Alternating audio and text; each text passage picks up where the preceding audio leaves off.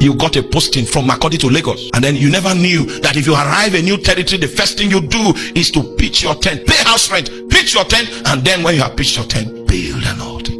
Tents were temporary, altars were permanent. And when Abraham moves from a place to another place, he takes his tent along, but you know he can't take the altar. That altar becomes a foundation.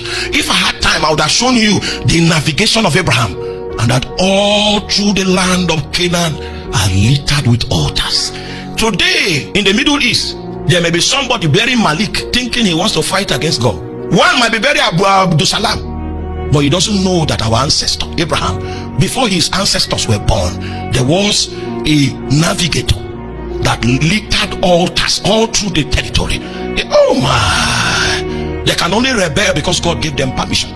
God has he has sufficient evidence in those territories for him to invade, and indeed in our lifetime he will invade. Something will be struck at the very heart of it. A revival will strike in our lifetime, not because we pray too much, but because their territory is littered with the efforts of our ancestors. And my prayer tonight is that the labor of our heroes past shall never be in vain. When you find men like Idahosa, what they did, their real ministry was not the churches they established. You will never know them until you trace their altars. I went to Ekiti State. The moment we drove from Ondo State into Ekiti State, I saw people on the mountains. And then when I asked them, what are these people doing here?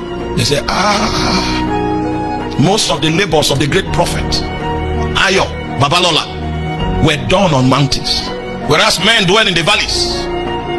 A strange mortal had appeared that had superior understanding. He spent most of his life where? On high ground. You think the churches that came out of their initiatives was what they did? No. The measure of a man's life are the altars littered that tell the story of his journey.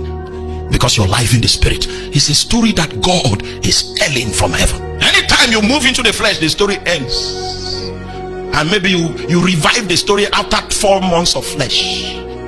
Even the angels that are the scribes, they'll become confused at your level of conviction. When I discovered at the age of 13 that I was going to preach the gospel, you know what? I built an altar around that encounter. So when you have an encounter from that realm that is timeless, if you have the technology of trapping that encounter and you build an altar around the encounter, what you have done is that moment in eternity from whence God secured the window to reach out to you, that moment can live in your life forever because you trapped it around an altar. So when God comes with dreams and comes with visions and encounters, he is not in the entertainment business. He's hoping, sincerely hoping that there is a wise man in the earth that will understand that this is the language of the immortals. They speak with pictures, they speak with signs and symbols, and if you trap an altar around it, you can make those weak rooms of the spirit a critical part of your existence, and it will live forever. It will never be clear by encounter, it will be clear by altar. And that's why in the life of Abraham, altars were permanent and tents were temporary.